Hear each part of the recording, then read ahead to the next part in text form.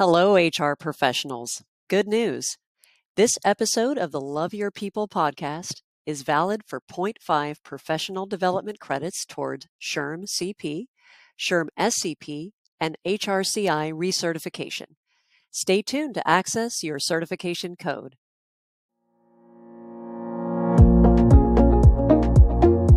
Welcome to Love Your People, where we help you explore how people-first leadership transforms workplaces and drives real business impact.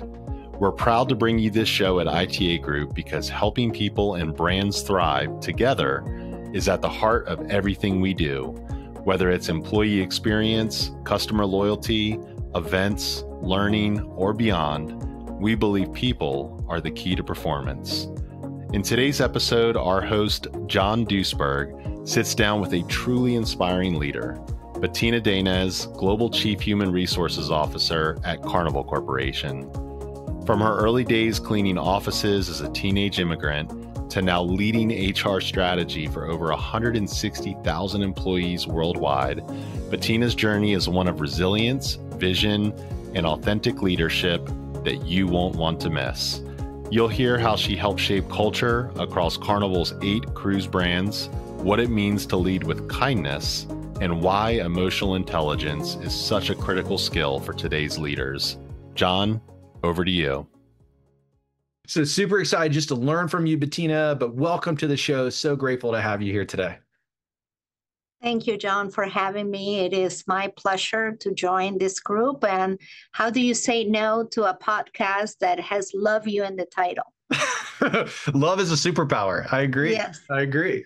Yeah. Well, thank you again for joining, and let's jump right in. I want to start by if you could give our audience just a little more detail in terms of the scope of your leadership at Carnival Corporation. You know, I mentioned 160,000 plus employees, but a little more just around what you're leading today.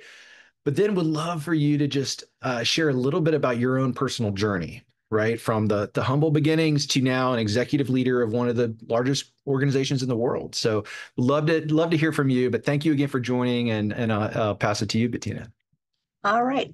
So I am the Global Chief HR Officer for Carnival Corporation, which is 8 brands under the corporation. We have Princess, Holland America, Seabourn, Carnival Cruise Line, which is the largest and where I started when I first joined in 2019. We have Cunard and P&O Cruises in the UK. We have Costa Cruises from Italy. We have AIDA in Germany. And like you mentioned, is over 160,000 crew members. And we have about 30,000 shoreside employees from 152 nationalities. And I oversee the HR function across the globe, from talent management, from policy, strategy, global compensation, benefits, learning and development, our leadership framework, anything that you can imagine under the HR realm. And I'm also currently assisting with building our new world headquarters that is being built here in Miami, and where most of our North American brands will come together in 3 years' time to be together and continue to enrich our culture. Wow, that is awesome. Awesome, Bettina. Yeah, thank you so much for just the additional background. So maybe just to add on to that, tell us a little bit about your journey. So your personal story from starting to where you are today. Okay, so if I was going to summarize, I'm originally from Uruguay, which is a very small country in South America between Argentina and Brazil. And I say that because a lot of people don't know where we are. Only 3 million people. We're very well known for soccer history. So I came to the States when I was 17 years old, immigrated with my mother. My brother had already been in the States for a few years. First job, as most immigrants, the only thing that I could do with the very little English that I spoke was to find a job as a janitor, cleaning offices at night. Very, very difficult job. but one that allowed me the opportunity to dream and to manifest into what my future would be like. The biggest breakthrough that I can imagine was that one of the offices that I used to clean was a beautiful corner office in Washington, D.C., had an amazing view of the Capitol, and I used to fantasize that was my office, and I would sit in the chair, pick up the phone, and really pretend that, it was my office, it was my job. And, I had really huge dreams and aspirations of what I was going to do. But 10 years later, after many different roles, eventually I went to work for the office, for the janitor cleaning company. I was the receptionist, and then I started doing payroll. And it was at the beginning of HR as a function. It used to be personnel management. And somebody said, are you interested in, leading the HR function? And I joined SHRM earlier in my career. I mean, this is the early 90s. Don't do the math to see how old I am.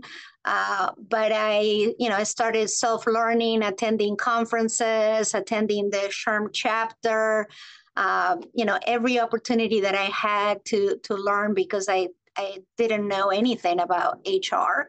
And eventually I became an HR manager, and progressively I had more opportunities into bigger roles, bigger companies. And then about 10 years into it, I hit my first real break, and I was going to join a multinational organization. They had their offices in DC. It was a confidential search, so I had not physically been in the office yet, but somebody had said that I was going to love it, and I was going to love the office because it had an amazing view. And so here I am 10 years later, coming back to this building. I felt a sense of deja vu that I had been there before, but it didn't hit me until I came off of the elevator, walking to that corner office, and realizing that was the same exact office that I had cleaned 10 years ago. And as you can imagine, I really broke down, and I'm crying, and the person that was bringing me there had no clue what was going on. But at that point, I really knew that things were, meant to be, that it wasn't a coincidence, that I had worked really hard and I had earned my place. And eventually I had some really amazing opportunities. I was the head of HR for the Washington Nationals Baseball Club as they transitioned from Montreal into Washington, D.C. So building the team, not really knowing anything about baseball, but daring to learn and to put myself out there. I worked for the city of Alexandria. Eventually, I got the HR role at SHRM, which earlier in my career had been, there to help me in my progression, in my early career progression. So now I'm the head of HR at SHRM. Being a thought leader for HR gave me a tremendous opportunity to travel and to really advocate for the profession and the HR professional. Eventually, I knew that I wanted to be a practitioner of HR, working for a company, being invested in building a team and building a culture. My husband, who's from Puerto Rico, had wanted to move into warmer weather for a long time. And so when the opportunity came in 2019 to relocate to Miami, we thought that it was amazing. So we did, and that was back in June of 2019, right before COVID, which if it would have happened maybe a few months later, I wouldn't be where I am today. So again, I don't think it was a coincidence. But I came to lead Carnival Cruise Line, which is the largest of the brands, with 50,000 crew members. And at that point, I thought, oh my God, what am I going to do with 50,000? I have always been a positive thinker, convincing myself that I'm able to do things, even though, sometimes that's not always the case. But found myself in a very difficult industry. The cruise industry is probably the most difficult industry I have ever worked. It has, maybe 6 industries within one industry, between culinary, transportation, hospitality, entertainment, everything that we do, and the scope of it, and managing these floating cities with thousands of crew members. I think the newest generation of ships that we're building, they have over 8,000 passengers and 2,000 crew members, so 10,000 people on a ship.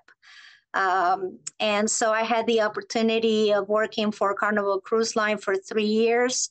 I was there through COVID. As you know, the cruise industry was probably the most impacted. In many ways, early on, we carried the scarlet letter for COVID. And, we were on a total pause. For 22 months, we had to pause our operations, and that was extremely challenging and difficult. And I went from early on my tenure with Carnival Cruise Line feeling like really irrelevant and inadequately ready to lead such a large scope and responsibility. But when, we had to depatriate, and we had to really respond to the crisis, everything became about HR. And usually in HR, we talk about the cliche that is about having a seat at the table. And during those COVID months, it became about HR being the table, the seats, everything. And because everything that we did had to do with our people. And after 22 months, we were the first ones to fully return in operations, which was quite remarkable.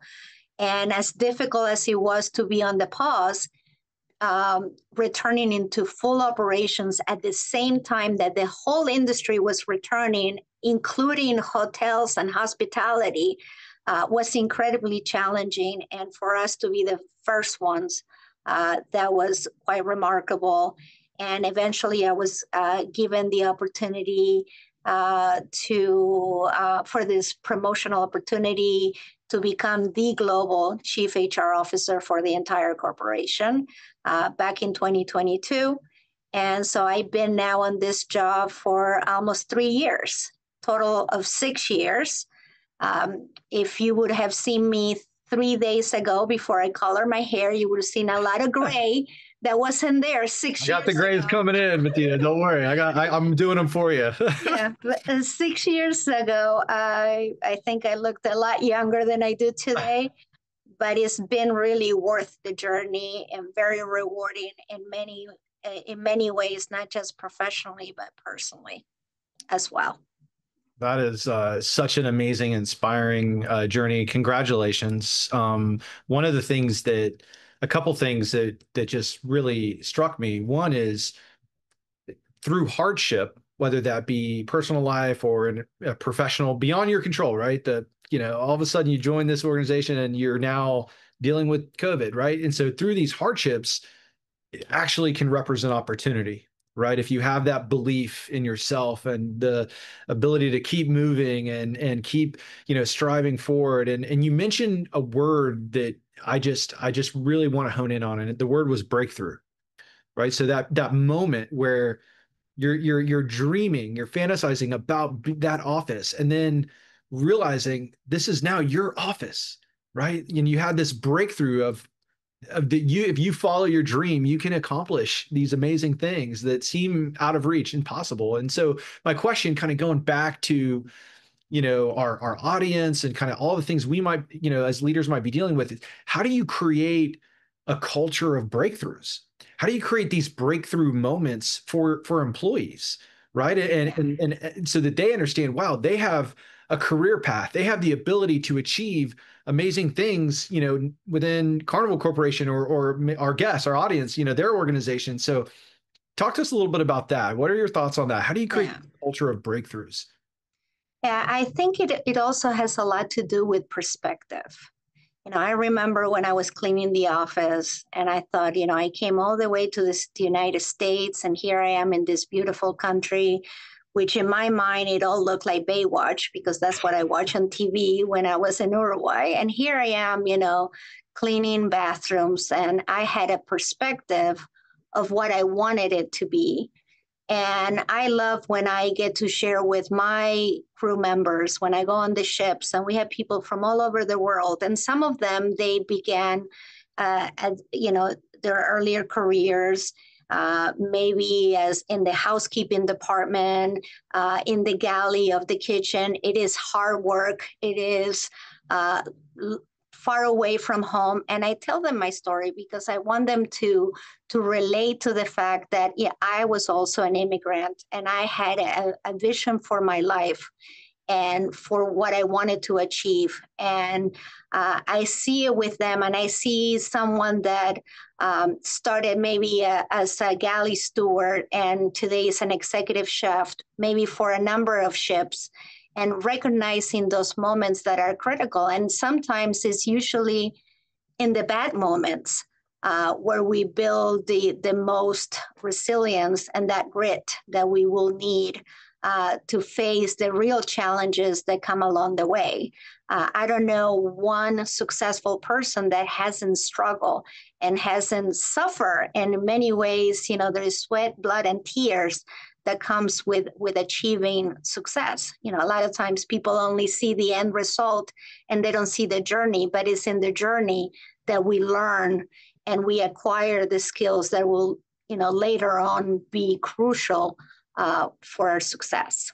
Yeah, no, I love that. So I'm a founder of a company that was acquired previously, and grit was actually one of our core values because there's so much struggle. And people say when we hit a level of success, they'd say, well, you're like an overnight success story. I'm like, well, where were you the last 10 years? When all the gray hair was coming in. But kind of going back to grit and this culture, I know that at Carnival Corporation, you've implemented the culture essentials, right? And so this is where you're defining your purpose, your mission, your values, and which I think is foundational. And I think a lot of leaders in our audience today, they may have defined their core values and purpose.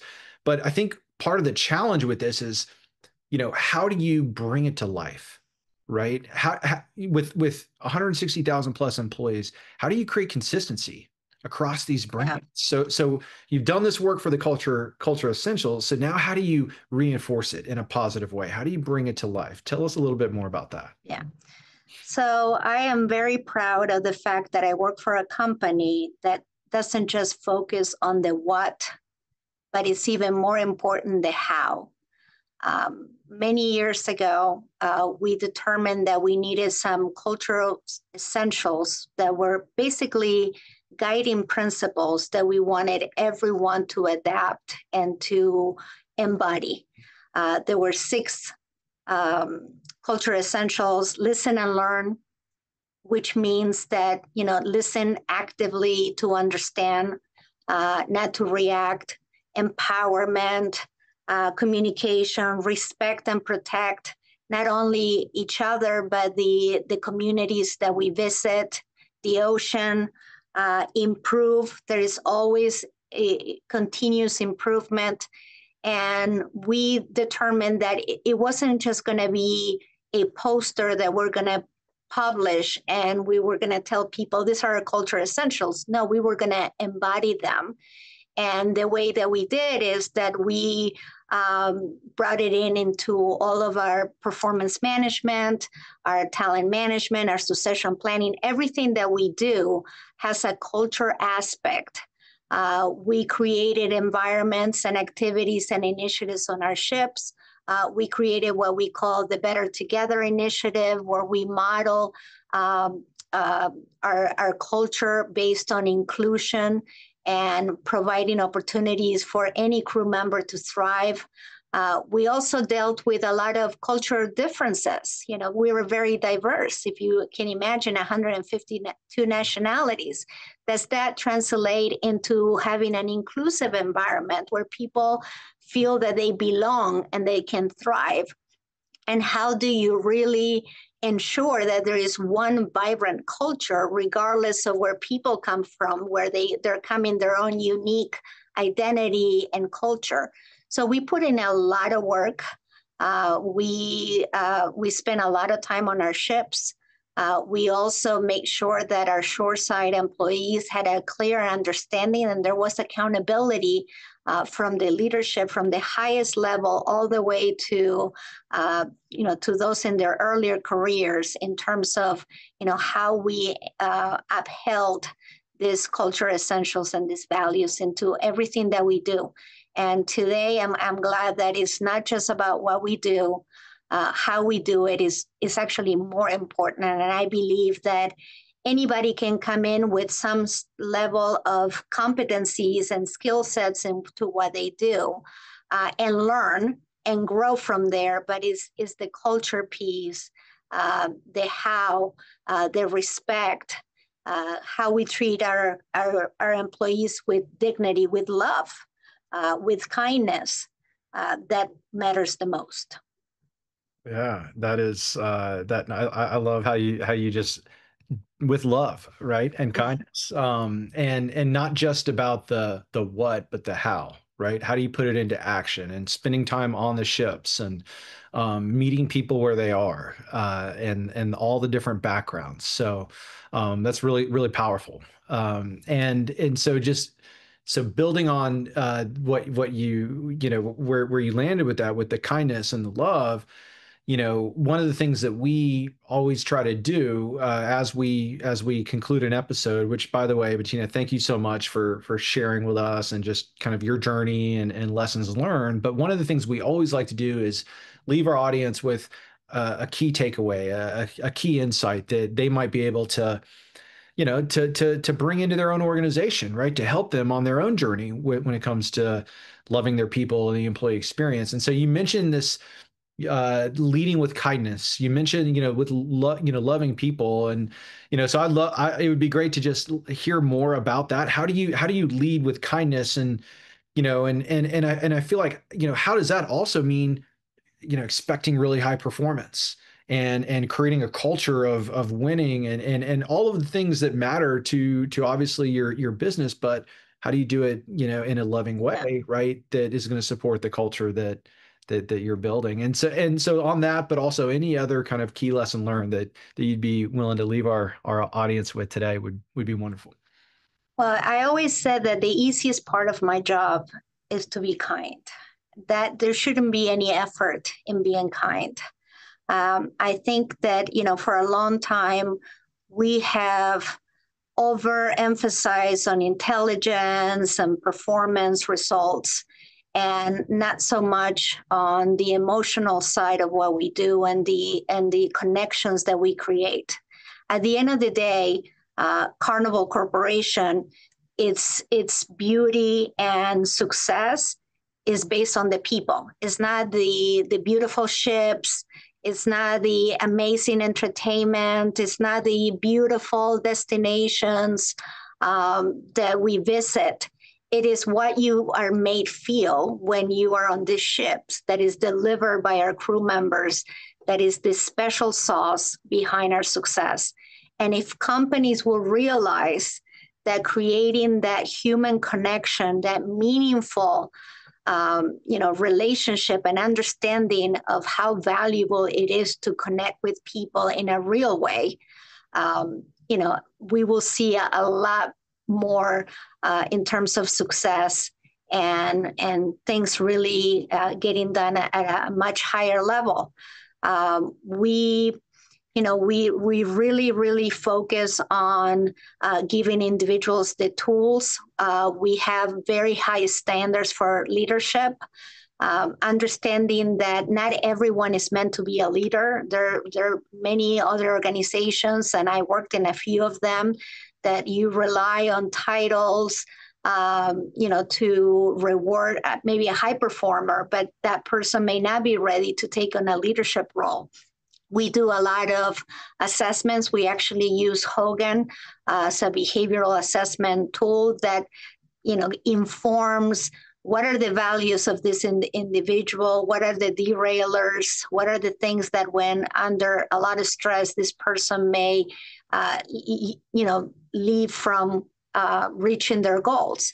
And why is this important? Because it gives our employees an opportunity to understand what is needed, the tools that they need to get to be excellent leaders and really live up and embody the culture that we stand for and is our identity and our DNA. I love that. I love that, Bettina. I am personally inspired. I'm going to be going out, and carrying this torch of how to lead with love and kindness, because this is how we're going to build up a culture of excellence, right? And that people can have those breakthrough moments, both personally and professionally. And so I am so grateful for you just sharing your journey, sharing your lessons learned, and really just inspiring our community here. So subscribe to the Love Your People podcast. We're going to continue to have more amazing leaders like Bettina join to share their journey and their insights. But so grateful for you, Bettina, and then for all of our audience joining all around the world.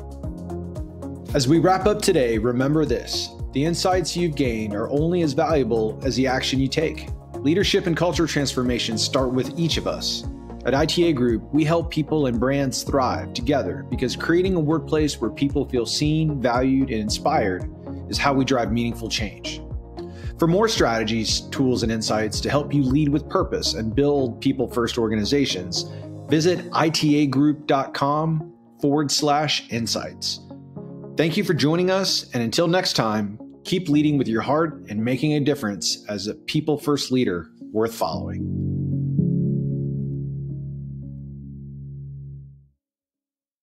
Thank you for listening to the Love Your People podcast.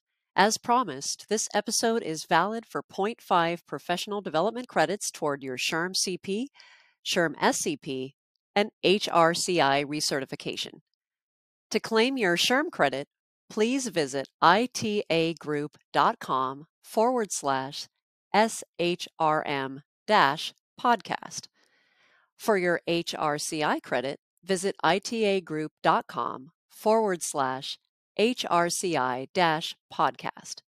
Complete the quick form to receive your certification codes.